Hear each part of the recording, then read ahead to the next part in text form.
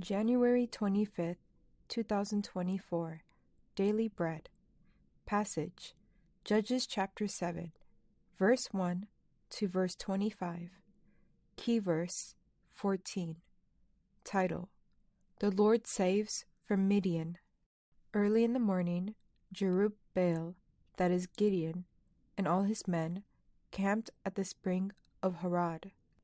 The camp of Midian was north of them, in the valley near the hill of Moreh. The Lord said to Gideon, "You have too many men.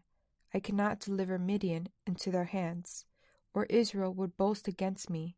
My own strength has saved me." Now announce to the army, "Anyone who trembles with fear may turn back and leave Mount Gilead." So 22,000 men left, while 10,000 remained. But the Lord said to Gideon, "There are still too many men. Take them down to the water, and I will thin them out for you there. If I say, 'This one shall go with you,' he shall go. But if I say, 'This one shall not go with you,' he shall not go." So Gideon took the men down to the water. There the Lord told him, "Separate those who lap the water with their tongues as a dog laps, from those who kneel down to drink." 300 of them drank from cupped hands, lapping like dogs. All the rest got down on their knees to drink. The Lord said to Gideon, "With the 300 men that lapped, I will save you, and give the Midianites into your hands. Let all the others go home." So Gideon sent the rest of the Israelites home, but kept the 300 who took over the provisions and trumpets of the others.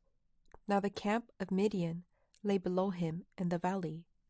During that night the Lord said to Gideon, "Get up, go down against the camp, because I am going to give it into your hands.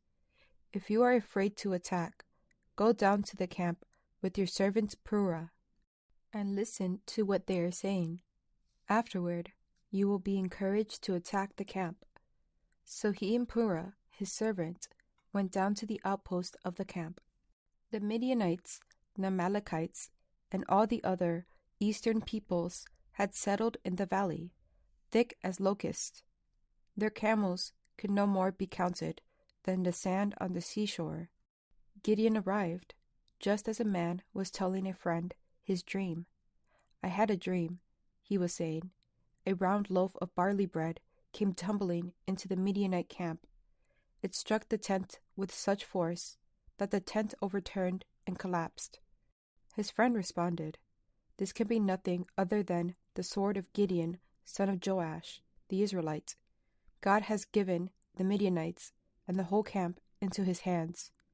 When Gideon heard the dream and its interpretation, he bowed down and worshipped. He returned to the camp of Israel and called out, "Get up, the Lord has given the Midianite camp into your hands." Dividing the 300 men into 3 companies, he placed trumpets and empty jars in the hands of all of them, with torches inside. "Watch me," he told them. "Follow my lead. When I get to the edge of the camp, do exactly as I do. When I and all who are with me blow our trumpets, then from all around the camp, blow yours and shout, for the Lord and for Gideon." Gideon and the 100 men with him reached the edge of the camp at the beginning of the middle watch, just after they had changed the guard. They blew the trumpets and broke the jars that were in their hands. The 3 companies blew the trumpets and smashed the jars, grasping the torches in their left hands and holding in their right hands the trumpets they were to blow. They shouted, "A sword for the Lord and for Gideon." While each man held his position around the camp, all the Midianites ran, crying out as they fled. When the 300 trumpets sounded, the Lord caused the men throughout the camp to turn on each other with their swords. The army fled to Beth Shittah, toward Zerah, as far as the border of Abel Maholah, near Tabbath. Israelites from Naphtali, Asher, and all Manasseh were called out, and they pursued the Midianites. Gideon sent messengers throughout the hill country of Ephraim, saying, "Come down against the Midianites, and seize the waters of the Jordan ahead of them, as far as Beth-barah." So all the men of Ephraim were called out, and they seized the waters of the Jordan as far as Beth-barah.